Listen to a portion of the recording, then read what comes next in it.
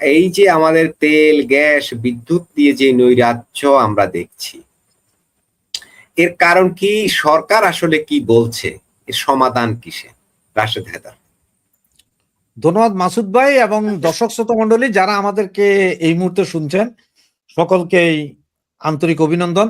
মাসুদ ভাই, আপনাকে এবং আপনার চ্যানেলকে আমাদের প্রাণঢালা অভিনন্দন যে আপনি 1 লক্ষ সাবস্ক্রাইবার পার করেছেন, যেটা আমাদের জন্য সম্মানজনক বিষয় যে আমরা এত বড় চ্যানেলে এসে কথা বলার সুযোগ পাই।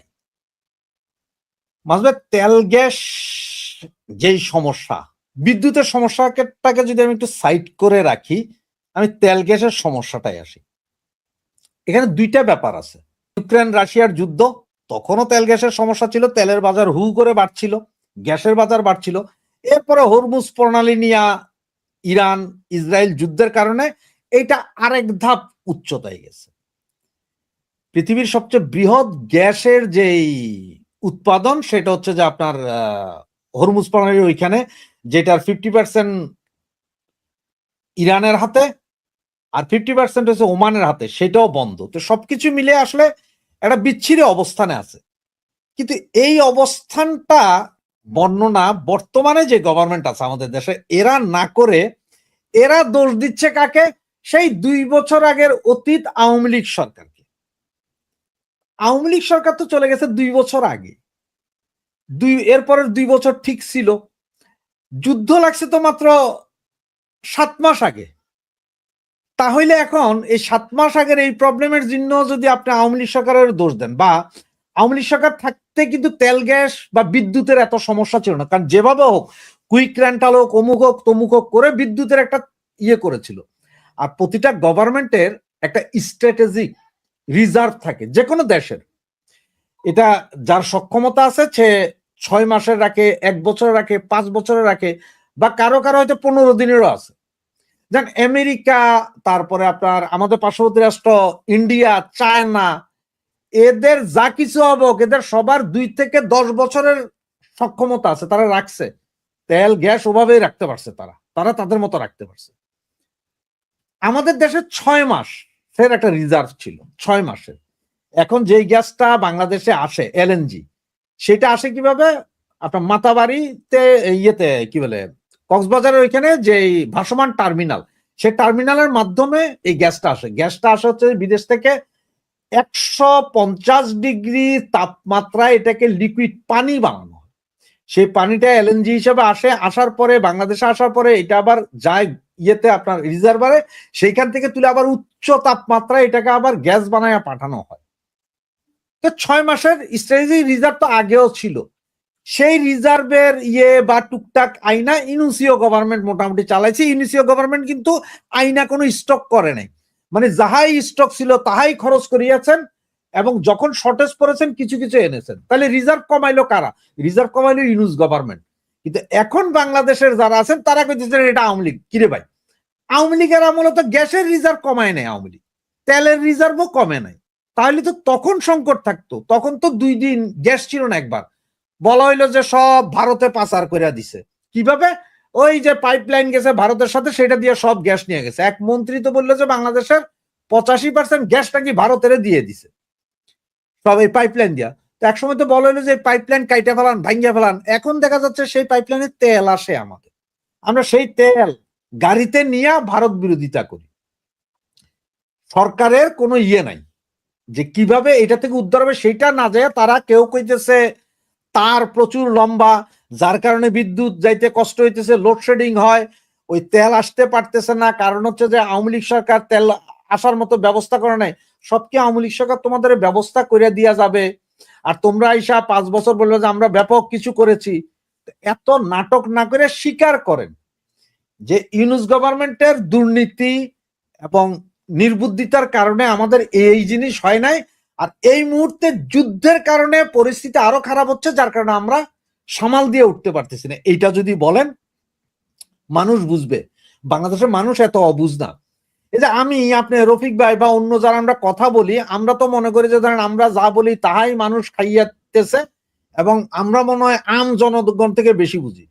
আপনি গ্রামে যাইয়া ওই যে পুকুর পারে, তারপরে ইয়ের পারে ওই ছোট টং দোকানে কথা বলে যে ওদের লোকের 2 মিনিট কথা বলে দেখেন, হেরা রাজনীতি যা বুঝে আমাদের 30 বার শিখাইতে পারবে, আমাদের এইসব নেতাদেরও শিখাইতে পারবে রাজনীতি কাকে বলে, কত প্রকার কি কি। শুধু মানুষ বুঝে যে আপনারা গত 6 মাসে কিছুই করতে পারতেন, কেন এখন আপনারা কুইক রেন্টাল চালু করতে পারতেছেন না? কুইক রেন্টালের সেই বিদ্যুৎ আপনারা নিচ্ছেন না কেন? সেটা তো নিবেন, সেটা নিবেন না। তো ঠিক আছে, এখন আমি ধরে নিলাম যে এই মুহূর্তে আওয়ামী লীগ সরকারের দোষে বিদ্যুৎ গ্যাসের সংকট। তো 2006 সালে সে কনসার্ট আপনাদের আমলেতে হয়েছিল। তারেক ভাই আপনাকে জিজ্ঞেস করি, আপনাদের আমলে, আপনার মা তখন জীবিত ছিলেন, আপনারা ক্ষমতায় ছিলেন, কনসার্ট তো তখন হয়েছিল, তখনই কি আওয়ামী লীগ সরকার করছিল? তখন একসময় অবশ্য আপনাদের মন্ত্রী বলছিল সার সমস্যার কারণে, কারণ কি এটা সব আওয়ামী লীগ নেতারা সার নাকি পলিথিনে ভরে ভরে ঘরে নিয়ে রেখে দিছে, এই জন্য সারের সংকট। তো এখন কি বলবেন যে বিদ্যুৎ আওয়ামী লীগ নেতারা পলিথিন ভরে ভরে নিয়ে গেছে? মূলত হচ্ছে যে এরা জানেই না, বুঝতেইছে না যে কিভাবে সংকটের সমাধান করবে। অ্যাক্সেলেটর এনার্জির সাথে আপনার এই তত্ত্বাবধায়ক সরকার চুক্তি করছে গ্যাস দিবে 150% বেশি দামে, সেইটা এখন দিতে পারছে, তার সাথে চুক্তি বাতিল করেন। যে এই মুহূর্তে আমার যে আগামী 10 দিন 15 দিনের ভিতরে গ্যাস দিতে পারবে, তেল দিতে পারবে, তার সাথে চুক্তি করেন। আপনি তো সবসময় কোন যে আমি অমুকের সাথে চোখে চোখ রেখে কথা বলবো, আমরা বিনা পয়সায় আনি না। ভাই আপনি পয়সা দিয়ে আনেন, আপনি 1000 কোটি টাকা ছাপাইয়া সেই টাকা আপনি খরচ করতে পারতেছেন।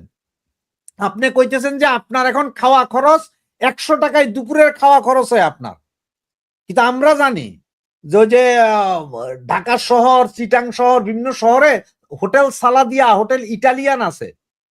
তো সালাদিয়া বলতে যেগুলো পাশে দিয়া সালাদিয়া ঘুরে রাখে, ভিতরে মানুষ চুপচাপ খায়, ইটালিয়ান যেগুলো ইটের উপর বইয়ে খাইতে হয়। বা ওই যে একটা ছিল না ঢাকায়, ওই যে 100 টাকায় গরুর মাংস আর ভাত বেচতো, সেই বেটাও 100 টাকায় দিতে পারে না।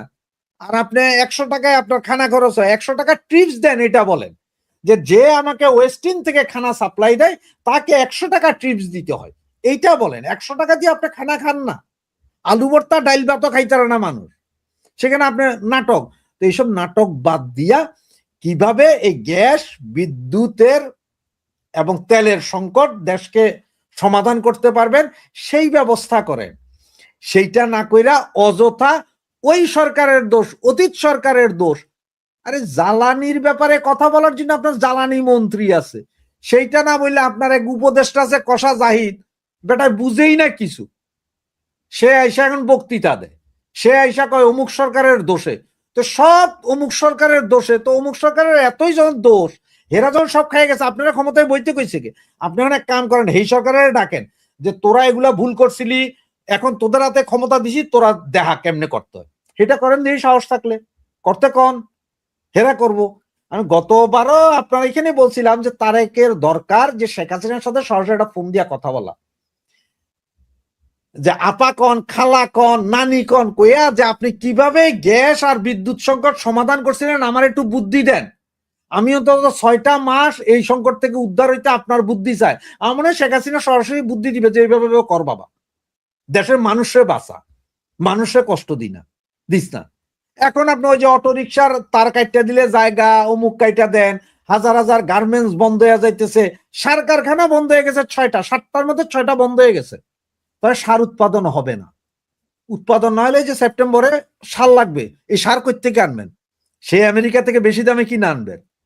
মূলত হচ্ছে যে এই যে গ্যাস, বিদ্যুৎ যাই বলেন, এমন অবস্থায় রাখছে যাতে ওই যে চুক্তি করছিল সেই চুক্তির আওতায় আমেরিকা যাতে এখানে মার্কেটটা করতে পারে সেই ব্যবস্থা করতেছে। পকেট কাটবে তো আমার আর আপনার, সরকারের কি? ওরা তো পয়সা ওইখানে নিয়ে নিব, সরকারের পয়সা তো সরকার বিদেশেই নিয়ে নিবে, বাংলাদেশও আনবে না। এখন চান্দা চলে ডলারে।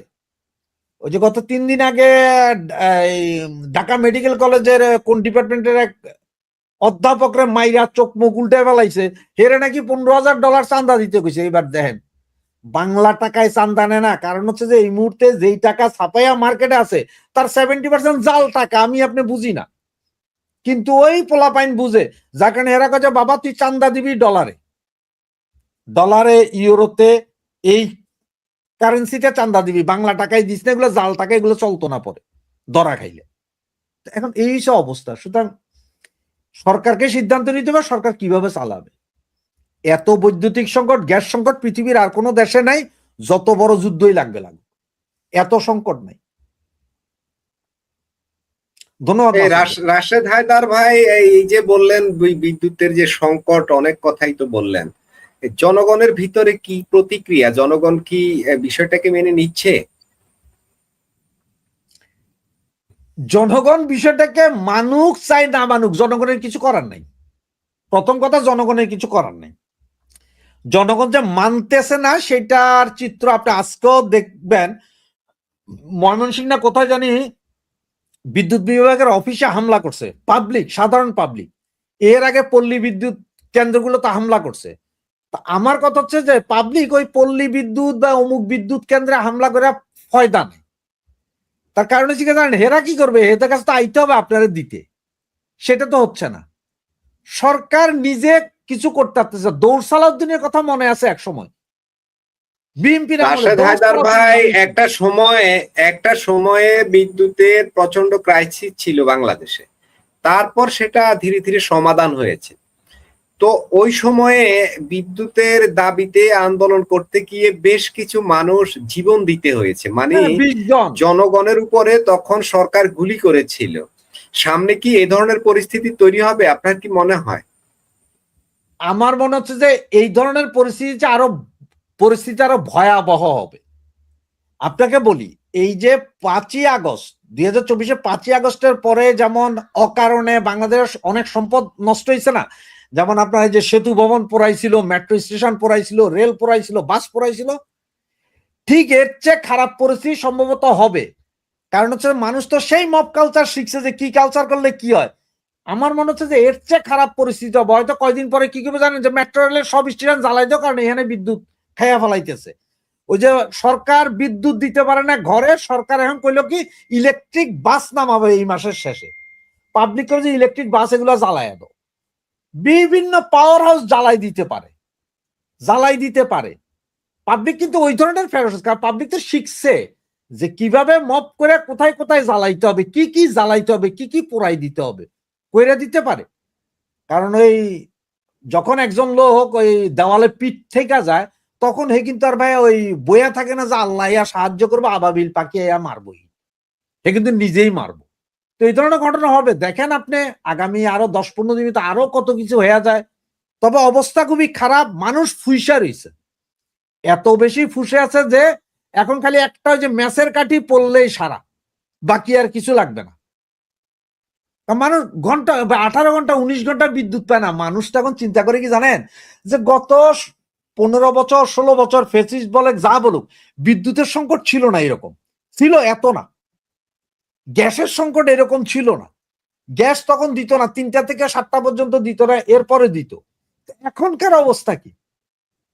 এখন বিএনপির বহুত নেতা মন্ত্রীর পরিবারও কয় কি গো, আগে তো এমন ছিল না। অবশ্য তাদের সমস্যা নেই, কারণ তারা তো আইপিএস বা সোলার প্যানেল লাখ লাখ টাকা খরচ করে রাখছে, কখন বিদ্যুৎ যায় কখন আসে তা জানে না। আম জনগণের তো আর সেই সুবিধা নাই। পাবলিক খেপতেছে, অবস্থা খুব খারাপ পর্যায়ে। সামনে হয়তো তেল নিয়ে আরো সংকট হবে, হয়তো দেখেন আগামী 10-12 দিনের ভিতরে তেলও পাবেন না।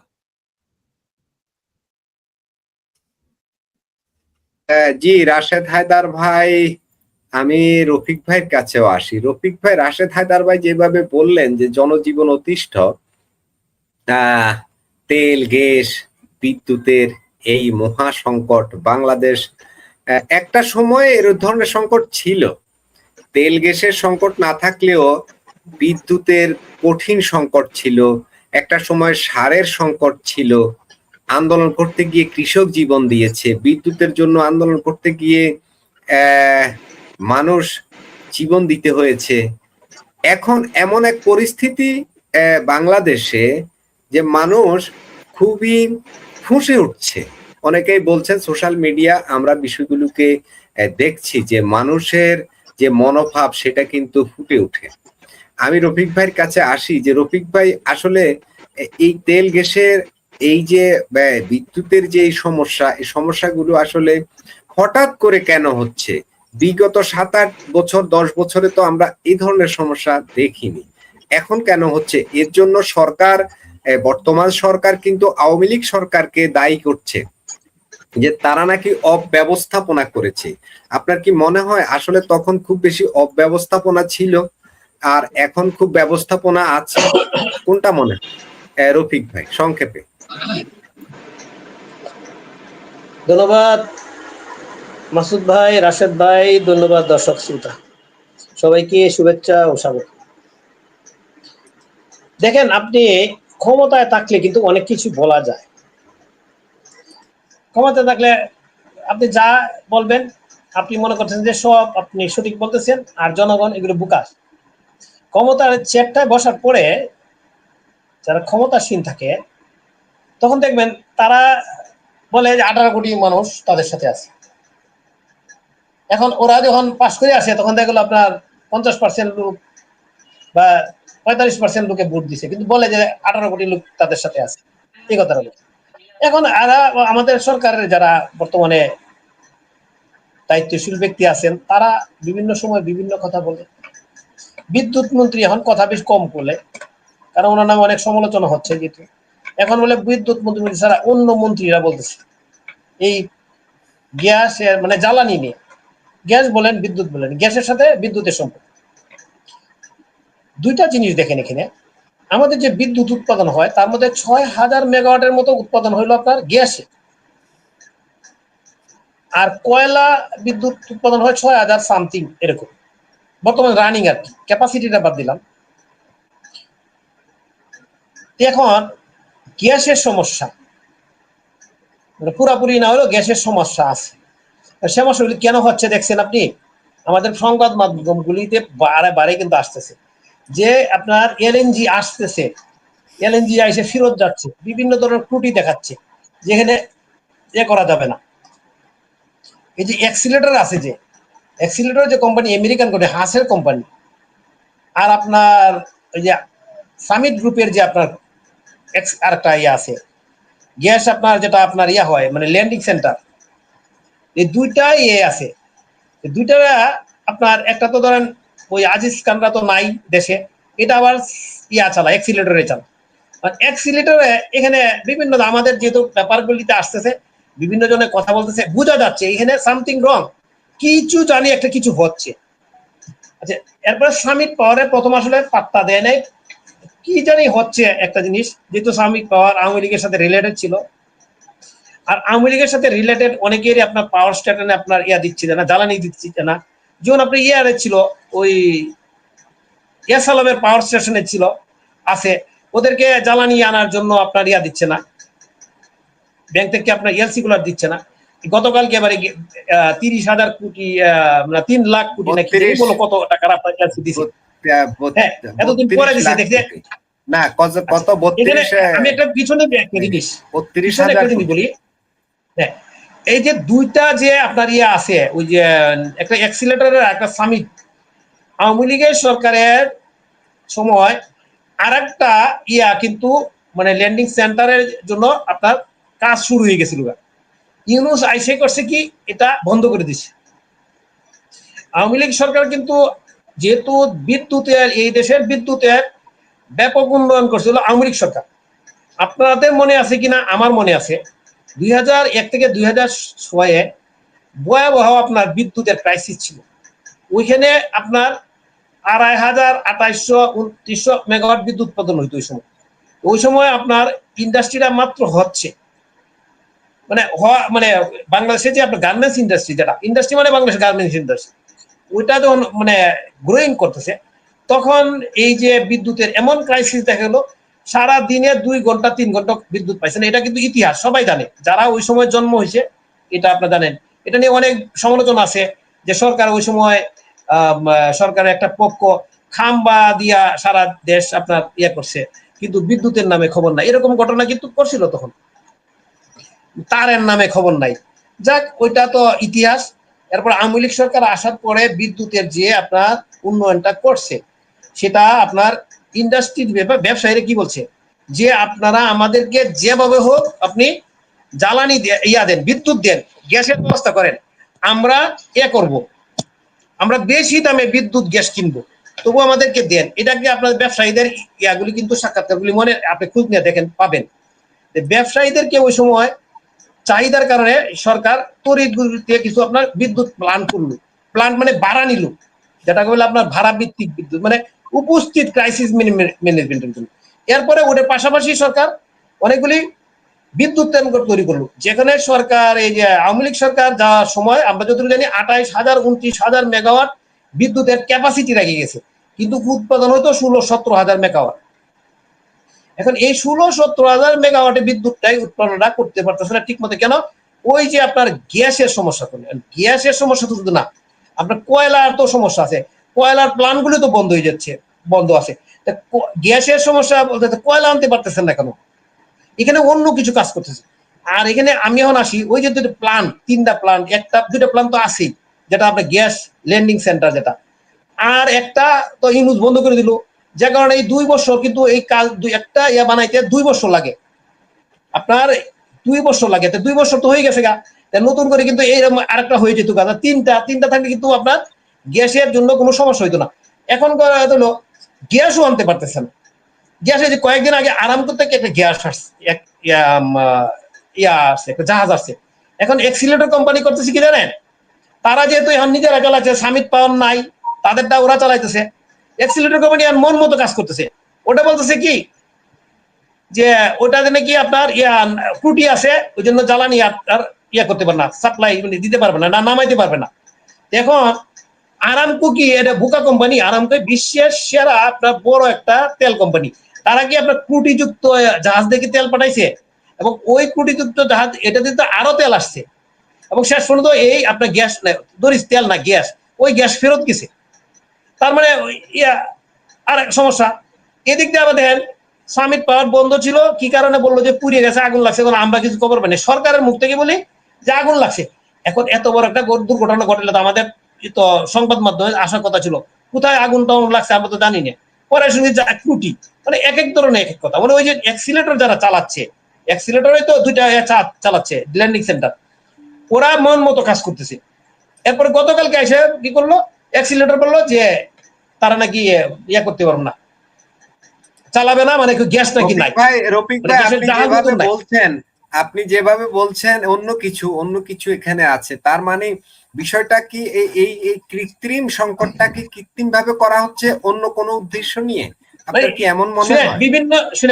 আপনি বিভিন্ন বিশ্লেষক এবং আমাদের দেশের পেপারগুলি যে আপনার যে লেখাগুলি লেখে, ওইখান থেকে কিন্তু গ্যাপ আছে। আপনি বলতে পারেন এখন মিডিয়া সব সরকারের পক্ষ বলে বলে, কিন্তু আমি এগুলি পড়ে দেখছি কোনো না কোনো একটা ফাঁক পুকুর রাইখে আলোচনাটা করতেছে।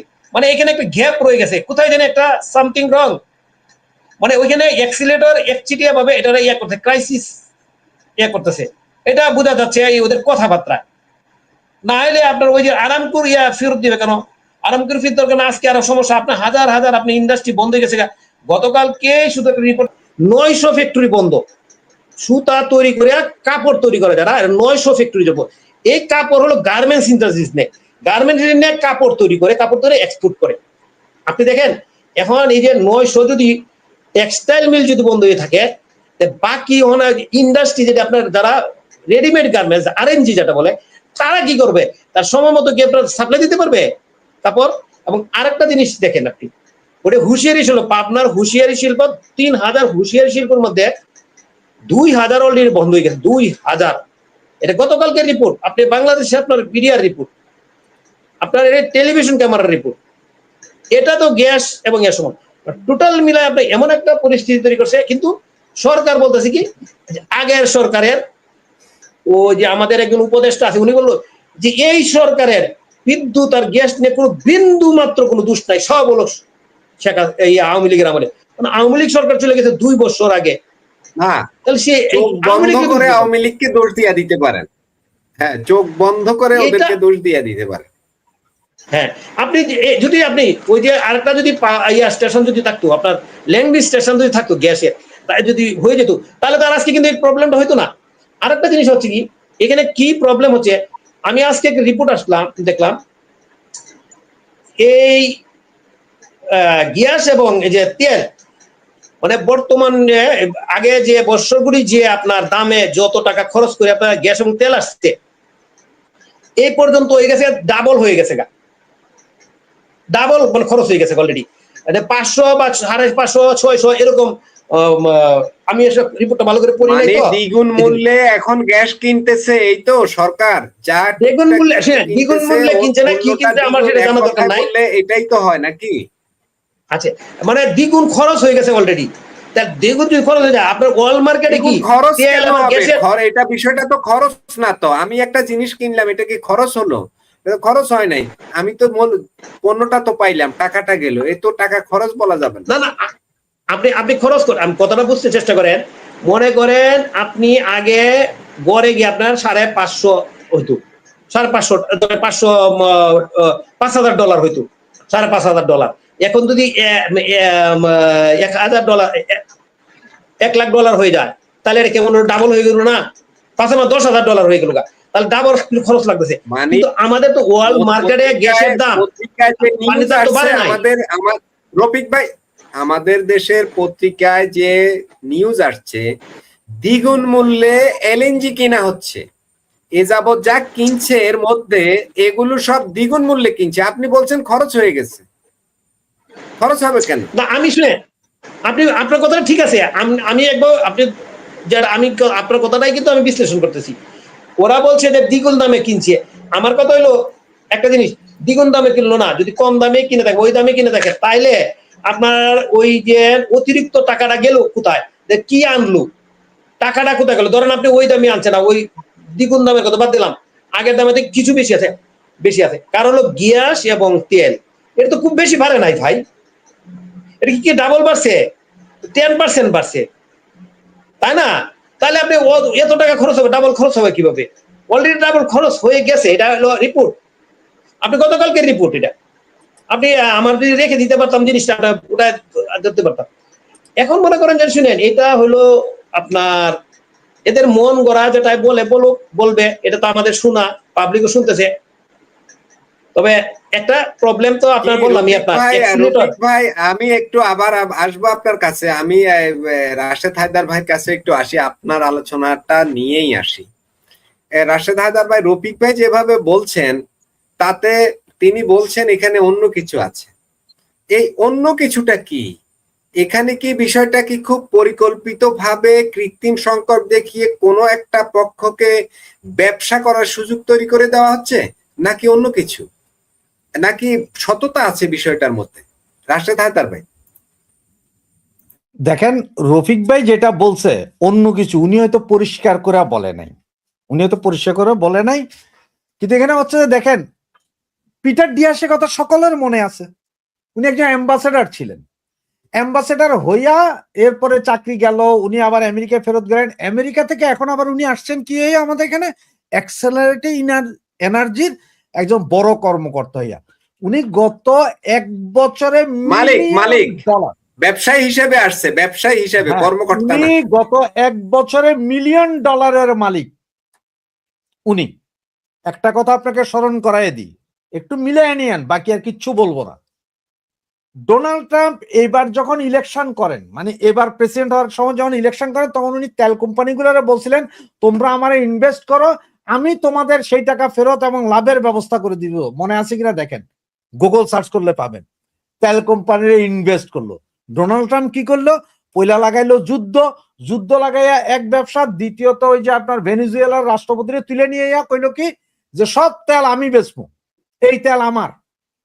ওই তেল কোম্পানি বলে যে তোরা এবার তেল বেচ, তোদের ইচ্ছা তো মনোপলি কর, কোনো সমস্যা নাই।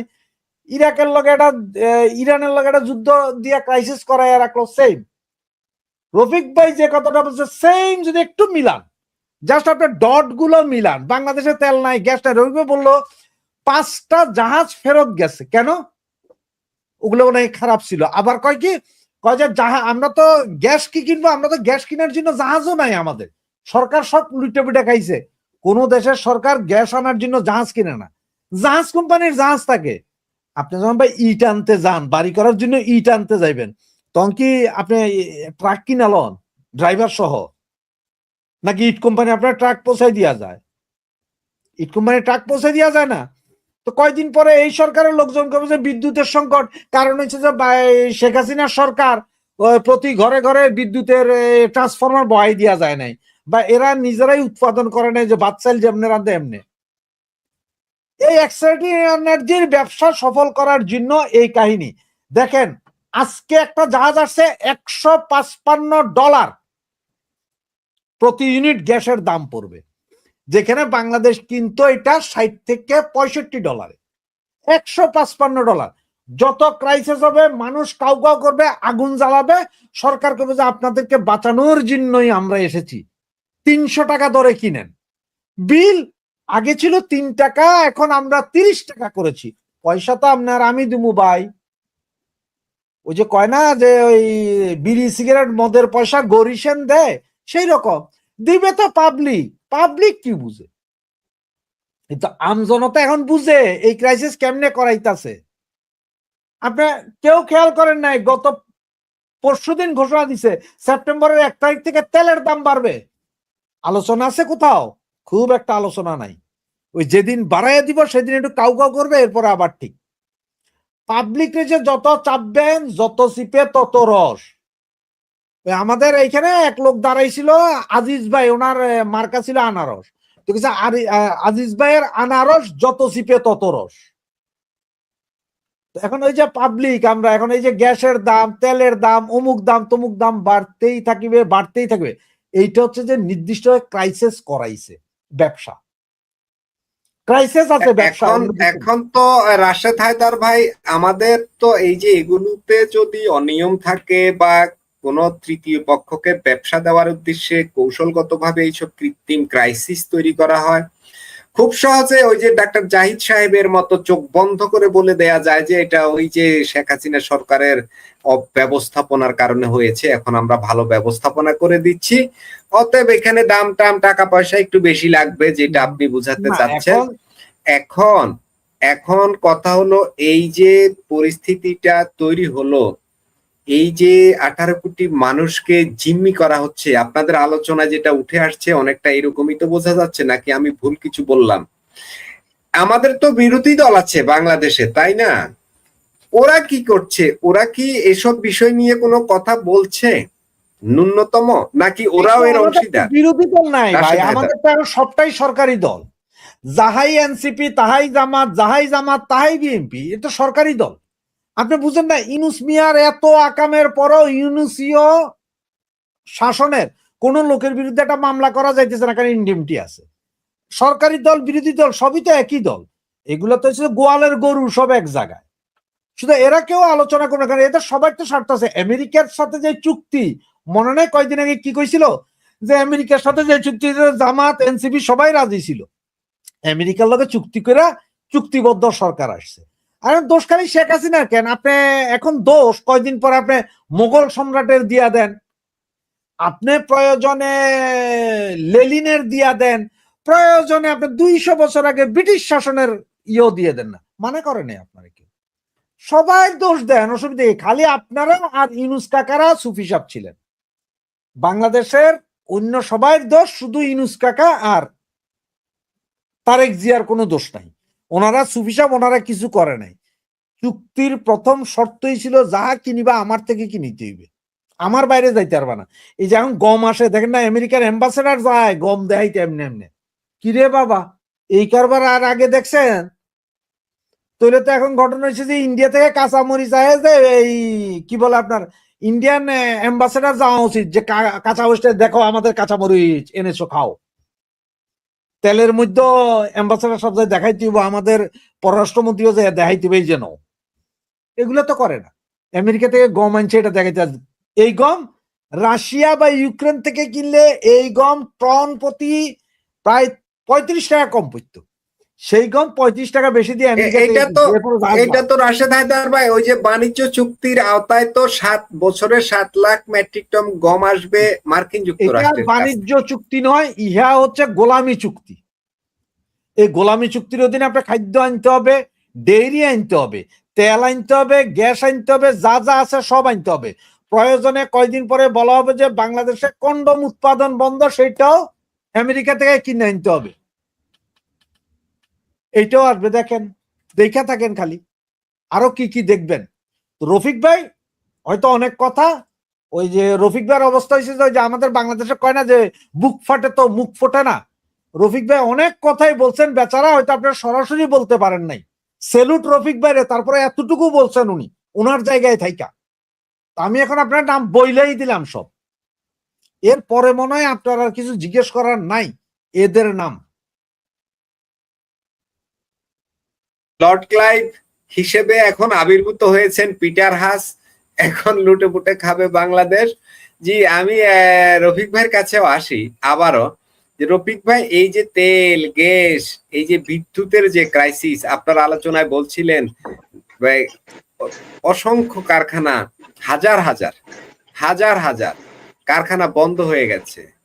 এখন এই যে হাজার হাজার কারখানা বন্ধ হয়ে গেছে, বাংলাদেশের অর্থনীতির উপরে কি প্রভাব পড়বে বা পড়েছে রফিক ভাই? ধন্যবাদ মাসুদ ভাই।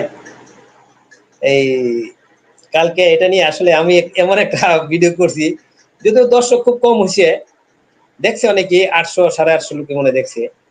এই ভিডিওটা কিন্তু মানে খুবই একটা সুন্দর একটা ভিডিও করলাম আমার চ্যানেলে, যে আমাদের অথবা এইগুলি তো মুখস্থ জিনিস না, মনে আসছে যা তখন ওই সময় বলছি। এখন হয়তো ওই কথাগুলি বলতে পারবো কিনা আমি জানি না। যে আসলে দেখেন 900 গার্মেন্ট আপনার টেক্সটাইল কোনটা আপনার সুতা এবং কাপড় তৈরি করে, খেয়াল করেন, যেটা সুতা তৈরি করে আপনার কাপড় তৈরি করে।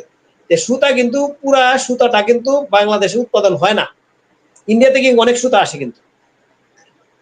তাহলে আপনার না না রফিক ভাই, ইন্ডিয়া থেকে আনুক, চায়না থেকে আনুক বা আমেরিকা থেকে আনুক, আমাদের প্রবলেম নাই। দাম 3 গুণ 4 গুণ দিয়ে আনুক, তাতেও কোনো প্রবলেম নাই। কিন্তু প্রবলেমটা হচ্ছে এই যে কারখানাগুলো বন্ধ হয়ে গেল, এর ইফেক্ট কি? আমি ওইটাই বলতেছি আপনি শুনেন। এখন এই যে আপনার 900 কারখানা গতকালকের কথা কইছে বন্ধ হয়েছে, এর আগে তো ইউনিসের আমলে বন্ধ হয়েছে। টোটাল মিলে এখানে একটা যে হিসাব আছে 1800 কারখানা বন্ধ আছে, এবং ছোটখাটো অন্যান্য অনেক কারখানা বন্ধ আছে। সেটা মিলাইলে আপনার অনেক কারখানা। যে হুঁশিয়ারি শিল্পের কথা বললাম, যে হুঁশিয়ারি শিল্প আপনার আছিল আপনার সিরাজগঞ্জে, পাবনাতে হুঁশিয়ারি শিল্প, গেঞ্জি, সেন্টু গেঞ্জি আর এই যে মানে গেঞ্জি, হুঁশিয়ারি শিল্প আপনার 3000 শুধু পাবনাতে, তার মধ্যে 2000 বন্ধ হয়েছে। খেয়াল করে নিয়েছে, ওইখানে বলছে যে 70,000 শ্রমিক কাজ করে, তার মধ্যে 40,000 কর্মহীন। এখন আগের গুলি মিলায় যদি দেখেন আপনি, কয়েক লাখ লাখ অলরেডি কর্মসংস্থান হারাইছে এই কয়েকদিনে। আপনার 900 আপনার যদি সুতার কারখানা যদি বন্ধ হয়, সুতা এবং কাপড়ের, এইটি তৈরি করার জন্য প্রায় তৈরি পোশাক দিকে আছে, এই তৈরি পোশাকগুলি কারখানাগুলি বন্ধ আছে। এবং ইন্ডাস্ট্রির বিভিন্ন ইয়ার থেকে যে রিপোর্ট যেগুলো আসছে, অলরেডি আপনার 40% আপনার আমরা উৎপাদন সক্ষমতা বাংলাদেশে এখন হারাইছি এই মুহূর্তে, 40%। কারণ এটা যদি আমি ভিডিও করছি যে এই যে জিনিসটা হচ্ছে, এই যে ইউরোপীয় ইউনিয়নে আগে যে একটা ওই যে আমাদের আনোয়ারুল পারভেজ, যে আপনার বিজিএম এর একদম সভাপতি ছিল একসময়, উনি যে 3 মাস আগে, আপনাকে আমি এইটা জানতে চাই, আপনি আমাকে শুধু এটা বলেন যে অর্থনীতির উপরে কি কোনো প্রভাব আছে? দেশে কি বেকারত্ব বাড়তেছে, নাকি আরো কর্মসংস্থান হচ্ছে? দেশের মানুষ কি খুব সুখে আছে? মানুষ কি খুব সমৃদ্ধি আরো উন্নত জীবনের দিকে এগিয়ে যাচ্ছে? আপনার কি মনে হয়? আচ্ছা শুনেন, আপনি যে এই কথাটা জিজ্ঞেস করলেন, আপনি যেখানে আপনার ইন্ডাস্ট্রি বন্ধ হয়েছে, যেখানে কর্মসংস্থান হারাইছে, সেই কর্মসংস্থান এই কর্মগুলি কে করবে, কোথায় কে করবে? আবার নতুন করে আরেকটা সমস্যা তৈরি হচ্ছে। আপনি অনেক লোক গার্মেন্টস ইন্ডাস্ট্রি বন্ধ হয়ে যাওয়ার কারণে অনেকেই যে অটো আছে না, সিএনজি অটো চালায়, যে অটো নিয়ে রাস্তায় নামছে। আপনি ঢাকা শহরে আপনি এখন বা গাজীপুরে বা ঢাকার আশেপাশে প্রচুর পরিমাণে অটো, মানে অটো রিক্সার পরিমাণ বেড়ে গেছে। জিজ্ঞাসা করছি যে কিরে ভাই কতদিন ধরে চালাও? মামা 15 দিন, কেউ বলে 1 মাস, কেউ বলে 20 দিন। কি করতে? গার্মেন্টস চাকরি করতাম, মানে ওর কিছু টাকা আছে, ওটা একটা অটো কিনছে, না হতো অটো ভাড়া নিছে, নিয়ে অটো চালায়। এখন দেখেন যে দৃশ্য হচ্ছে, ইদানিং কাল যে শুরু হয়েছে গত 4-5 দিন ধরে, এই বিদ্যুৎ সমস্যার কারণে আবার চার্জ দেয়া লাগে, অটোগুলো চার্জ দেয়া লাগে। আমি যাচ্ছি তো এখানে, আর আমাকে সুযোগ দেন, আপনি অনেক সুযোগ দেন। আমি বলতেছি এই অটো ওই যে কারেন্টের বিদ্যুতের যেহেতু মানে চাহিদা, বিদ্যুতের যেহেতু কুলাইতে পারতেছে না, সরকারের মাথায় কিন্তু অন্য জিনিস চাপছে, বুঝ চাপছে, যে O2 থেকে নাকি একটা আসছে যে প্রতিদিন আপনার 4000 মেগাওয়াট না কি জানি কত মেগাওয়াট না কি জানি বিদ্যুৎ O2 খায়লায়। তো চিন্তা করছে O2 কিভাবে নিয়ন্ত্রণ করা যায়।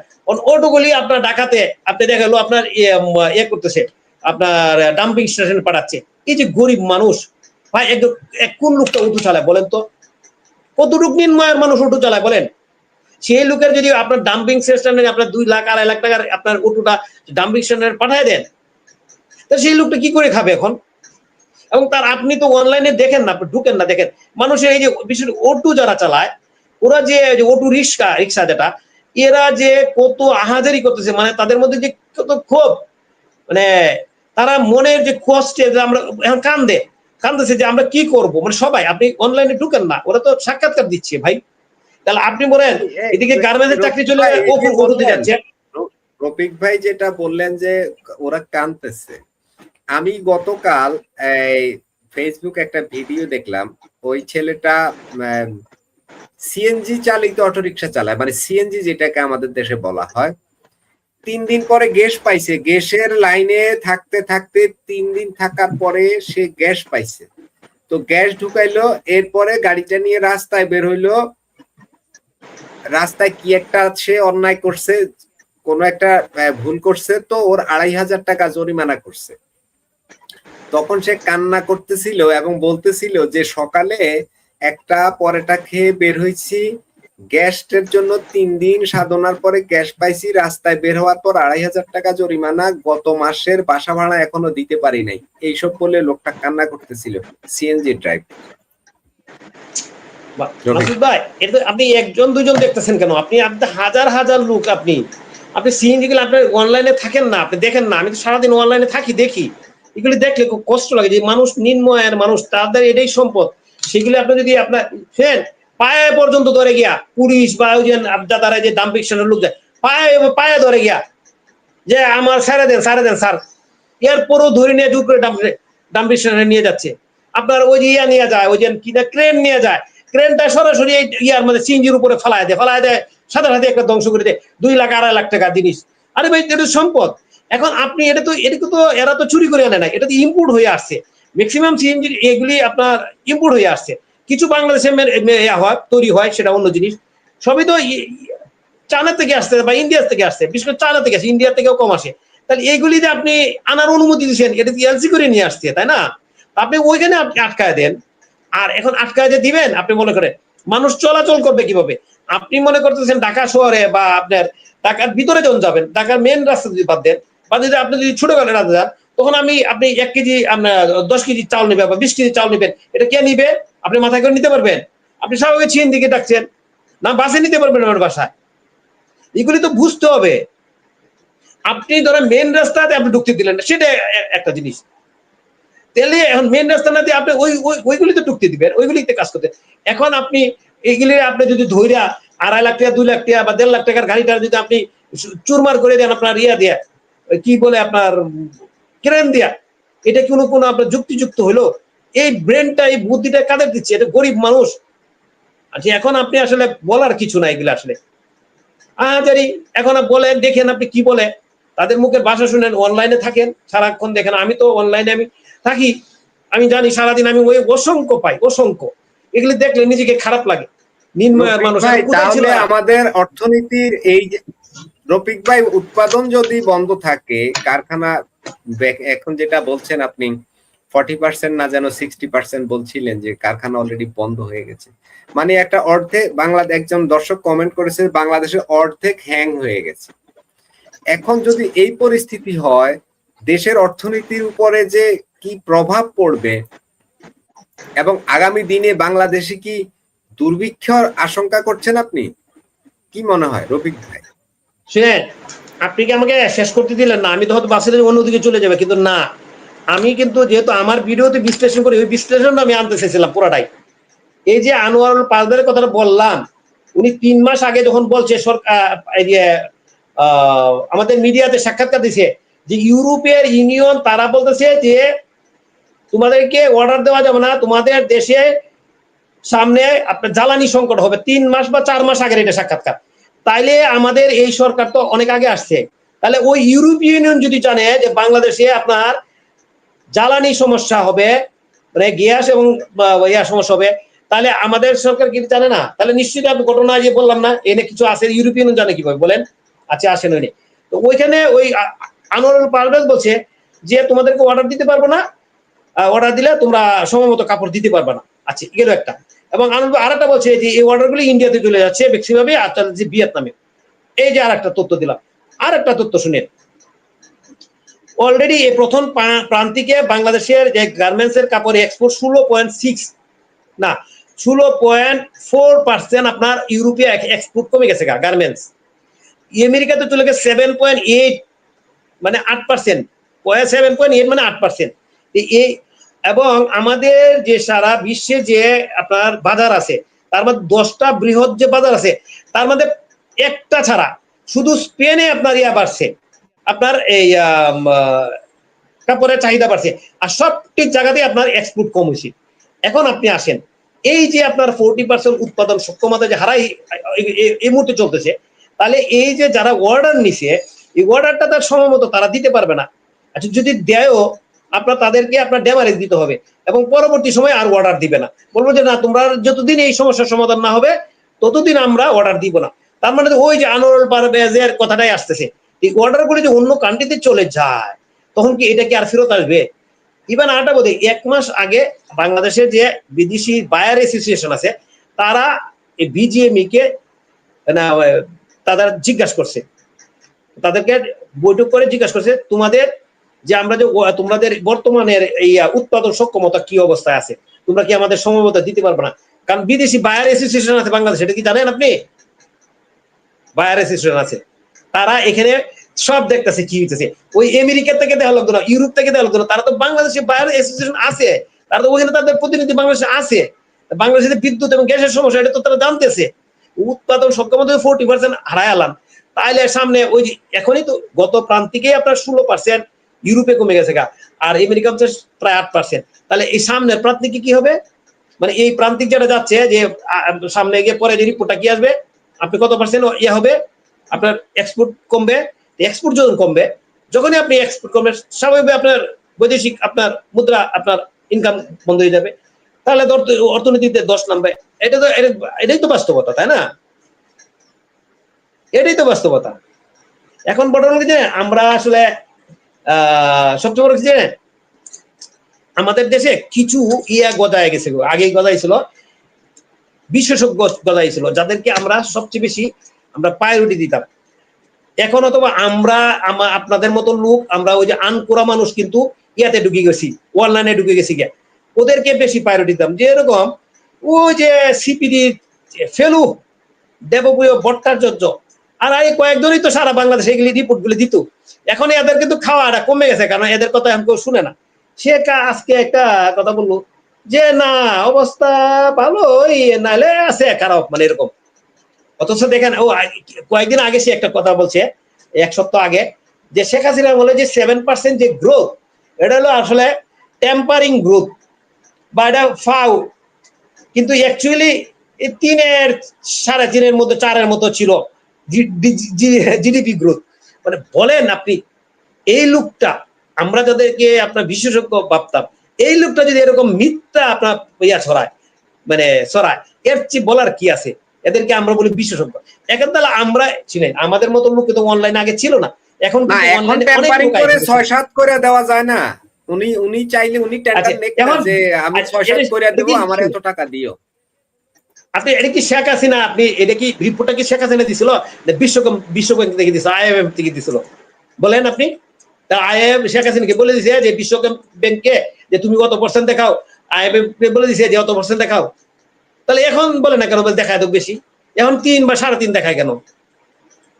এগুলি আসলে আসলে দুর্ভাগ্য হলো আমাদের, কারণ এরা তো আসলে শুনে সবচেয়ে বড় কি, এই সামনে নিম্ন আয়ের মানুষ, আমার ভিডিওতে স্পষ্ট করে ভালো করেছি, সবচেয়ে বিপদে বর্তমানে আছে এবং আরো বিপদে নিম্ন আয়ের মানুষ, যারা ওই যে আপনার গার্মেন্টস যে শ্রমিকের কাজ করতো, এখন যারা আপনার এই কিছু শ্রমিক আছে যেগুলো আপনার ইয়ে হয়ে গেছে, চাকরি চলে গেছে, চাকরি তো অনেক চলে গেছে, আপনি জানেন অনেক চাকরি চলে গেছে।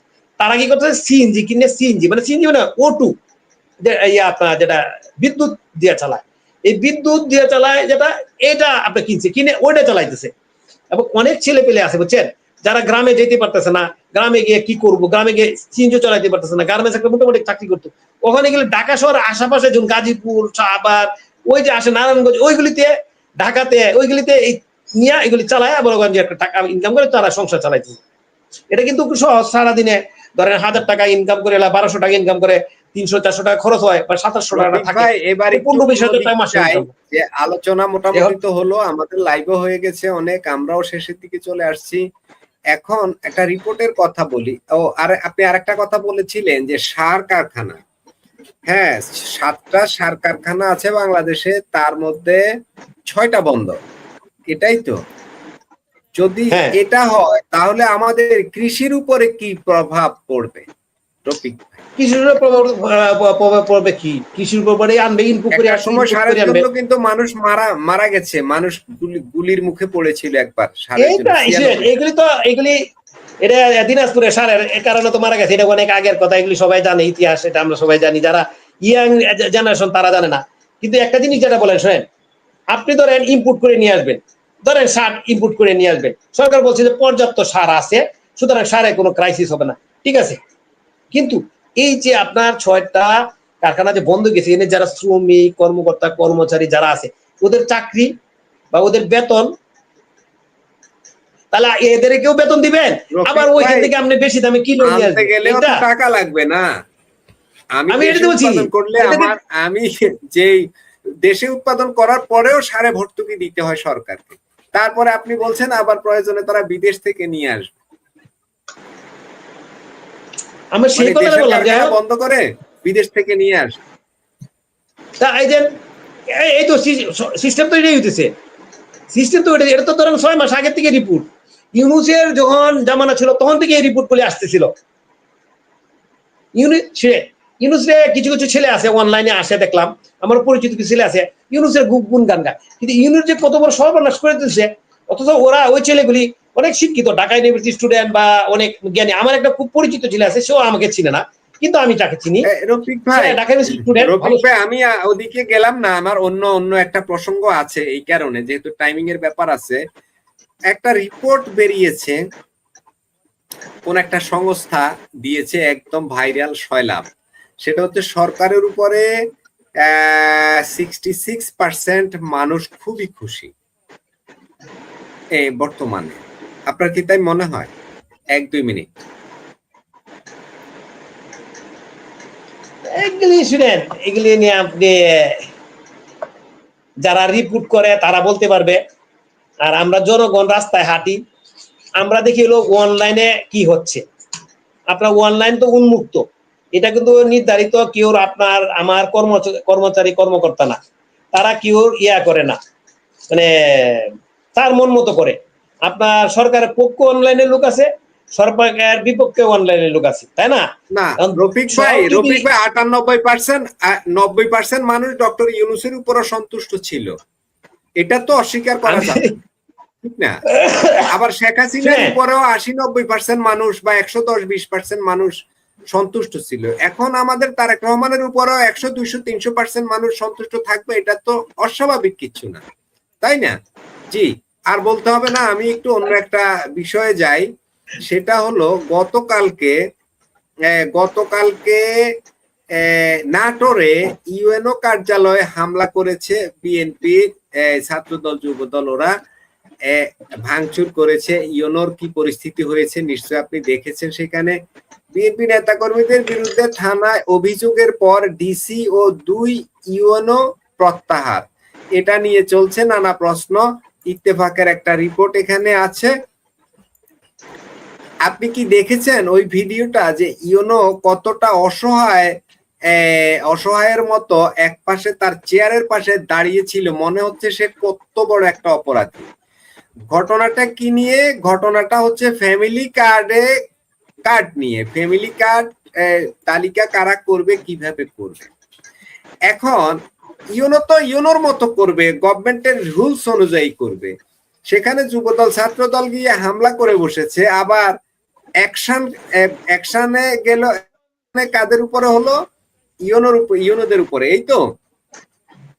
এখন সরকার কি এটা করতে পারতো না যে ওইখানে যে বিএনপির সভাপতি সেক্রেটারি আছে ওদেরকে দায়িত্ব দিতে পারতো যে তোমরা এই ফ্যামিলি কার্ডের লিস্টিটা করো, আমাদের বিএনপির বাইরে যেন কোনো লোকের নাম না আসে। স্বাভাবিক, ওরা করলে তো আর ওদের মতো করেই করবে, তাহলে তো আর এই যে সরকারি যারা কাজ করে ওদের তো আসলে এখন আর কোনো কাজ নেই, ওরা তো অনেকটা বেকার না। ওরা ওরা কি কাজ করবে? ওরা ওখানে বসে আছে সই করবে এই জন্যই। তা উনি ফাইজলামি করে আবার ওইসব লিস্টি করতে গেলেন, আবার সরকারি বা কেন তার উপরে দায়িত্ব দিলেন? বিষয়গুলো কেমন লাগে আপনার কাছে? এখানে কি একটা দুইটা প্রশাসন চলতেছে নাকি বাংলাদেশে, রফিক ভাই? আপনি শুধু ইউনুর কথা কেন বলতেছেন? প্রত্যেকটা ইউনু অথবা এটা আপনার ইয়াতে আসছে, আপনার যে ফ্যামিলি কার্ডগুলি দেওয়া হচ্ছে এগুলি সব দলীয় লোকরাই সবগুলি সিলেক্ট করে দিচ্ছে। অথবা ওইখানে এরকম হতে পারে দলীয় লোক, এখানে দুই গ্রুপ আছে, এক গ্রুপের লোক বেশি দিয়েছে আর এক গ্রুপের কম দিয়েছে, ওইখানে হয়তো লাগছে। আপনার যতগুলি ফ্যামিলি গ্রামে গঞ্জে খোঁজ নিয়ে দেখেন এগুলি সব হলো বিএনপির লোকরাই সিলেক্ট করে দিচ্ছে এবং ওই বিএনপি গণনার লোকই পাচ্ছে, অন্য কোনো লোক পাচ্ছে না। আর ওইখানে ইউনুর ব্যাপারটা দেখেন, খোঁজ নিয়ে দেখেন ওইখানে দুই গ্রুপ ছিল, এক গ্রুপ বেশি পাইছে আর এক গ্রুপ কম পাইছে। এটা আরেকটা জিনিস হলো ইউনুর হাতে তো আপনার অস্ত্র থাকে না, ইউনু কিন্তু পাওয়ারলেস মানুষ, তাই না? ইউনুকে আরেকজনের সাপোর্ট দেয় কারা? পুলিশ। যেখানে পুলিশই আপনার পুলিশের যে আপনার ব্যারেক, আপনি চিন্তা করেন পুলিশের ব্যারেক, এরকম রাস্তা নাই। পুলিশ যদি রাস্তায় যাইতো ওখানে যদি কেউ হামলা করতো হয় বা করছে, এরকম ঘটনা ঘটতেছে, পুলিশ তো প্রায় জায়গাতেই আপনার আক্রান্ত হচ্ছে। পুলিশের যেখানে ব্যারেকের ভিতরে গিয়ে যখন পুলিশে পিটা হয়েছে, এসে পুলিশে পিটাইছে, পুলিশ পিটানো করে পুলিশ তখন তার করছে, তারা তো অবশ্যই অ্যাকশনে যাবে, কারণ ব্যারেকটা কোথায়? তারা বলে তাদের যেখানে বাসস্থান ওইখানে যখন হামলা করছে গিয়া, এরপরে ওইখানে 3 পুলিশকে আবার এখান থেকে প্রত্যাহার করে নিয়ে আসছে। এইগুলি আপনার মানে বলার কি আছে বলেন? এগুলি তো আপনার উদাহরণ। এখন ইউনুর কি কয়টা মাথা আছে? ইউনু যদি, কারণ এই ইউনু নির্বাচিত হয়েছে কোন সময়? আওয়ামী লীগের সময়। ইউনুটা কিন্তু আওয়ামী লীগের সময় ইয়া হয়েছে, সিলেক্টেড হয়েছে, তাই না? ইউনু ইয়া হয়েছে, বিসিএস প্রশাসনে আসছে ক্যাডারে। তাহলে আপনি যদি সে একটু উল্টা পাল্টা করেন তাহলে তো আওয়ামী লীগের দূষণ হয়ে যাবে, তাহলে পরের দিন তো চাকরি চলে যাবে। আপনি বুঝেন না? আপনি এখন যারা প্রশাসনের চাকরি করে সবাই কিন্তু খুব কোনাটাসা, সবাই কোনাটাসা। আমরা তো শুধু যারা ওই মানে লিস্টেড লোক আছে তারা, আর যারা নিরপেক্ষ বা আওয়ামী লীগের সময় চাকরি করছে নিরপেক্ষ ভাবে, এরাও হান মনে করেন যে কোনাটাসা বিপদ, কারণ এরকম করলে তারা মহাবিপদে পড়তেছে। এখানে আপনি এগুলো বলার কিছু না, এগুলি আপনার সবাই বুঝতেছে, সবাই দেখতেছে। আপনি আজকে মাসুদ কামালে একটা ইয়া দিচ্ছে, আমাদের কথা তো কম মূল্য, কারণ আমরা এদেরকে ইয়া করতে হয়, যেহেতু সামনে আসছে তারা বলছে যে দলীয়করণের মানে এরকম দলীয়করণ নজিরবিহীন, মানে চিন্তাই করা যায় না, মানে দলীয়করণটা কি, কিরকম, কত প্রকার, কি মানে সে নিজেই গেছে। ওই মাসুদ কামাল সাংবাদিক, উনি নিজে আজকে একটা দেন ওনার ভিডিওতে বলছে। তাহলে বুঝেন, মানে এখন কত হলো আপনার যদি কালি আপনার একটু বেদাল করেন তাহলে আপনি নিশ্চিত আপনার আওয়ামী লীগ দূষণের চাকরিটা চলে যাবে। সুতরাং সবাই এখন আতঙ্কে থাকে, ইউনু বলেন আর ওসি বলেন পাওয়ারলেস সবাই। এখন বিএনপি বা জামাতের লোক যারা বলবে, এনসিপি যারা বলবে সেটাই করতে হবে। মানে প্রশাসন যে একটা জিনিস, মানে প্রশাসনের যে কার্যকারিতা একটা জিনিস, সেটা এখন আর নাই। আপনি যদি ইউনিয়নকে ধমকি মারতে পারেন, তুই এলো ইয়ার আওয়ামী লীগের সঙ্গে চাকরি ছিল তোর, আওয়ামী লীগের তুই দুঃসরটা চোখ কাজ কর, এটা কর, বাধ্য, উপায় নাই। পুলিশ কারণ 5 জন থাকলে তো হয়, বেশি তো লাগে না। না হলে একটা পুলিশের ব্যারেকে যখন আপনি কি হামলা করতে জনতা কোনো কারণ ছাড়া, এটা কারণ তাদের ব্যারেকের মধ্যে তারা আপনার সাংস্কৃতিক অনুষ্ঠান করতেছে, তাহলে শব্দ দূষণ হয়েছে। এখন যদি আমরা অন্য কথাটা বলি, যে যখন আপনি এই যে ওয়াজ মাহফিল নিয়ে কথা হয় না, ওয়াজ নিয়ে যে সারা মানুষ থাকে হলো ওই সামনে 200-100 বসে থাকে, আপনি মাইক দেন ওর সারা এরিয়াতে দেন, আশেপাশে রুগী টুগি যা আছে মানে বিকট সময় মানে হেরা ইয়া করতে পারে না, অস্থিতিশীল থাকে। তুমি যেখানে ওয়াজ হয় সেখানে মাইক দিবেন, আপনি মাইক মাঠের মধ্যে লোক থাকে, এখন একটা ওয়াজে মানুষ 200-300 বেশি হয় না, 150-60 জন হইতেছে, আর মাইক দিয়ে হলো আশেপাশের জায়গা, একেবারে রাত্রে 1টা 2টা পর্যন্ত মানুষের জি জি ঘুম হারাম। রফিক ভাই তাহলে- কয়েক কিলোমিটার এরিয়ায় মাইক দেয়, যাই হোক বিষয়টা শব্দ দূষণ না, বিষয়টা অন্য বিষয় যে বাংলাদেশে শিল্প সাহিত্য সংস্কৃতি এগুলোর চর্চা হবে না টোটালি, এগুলো টোটালি ইতিহাস, এগুলো শুধু মাঝে মধ্যে যারা এসব পড়তে আগ্রহী তারা চুপে চুপে পড়বে, বাট প্রকাশ্যে পড়তেও পারবে না, প্রকাশ্যে পড়লে অকল্লা যাবে।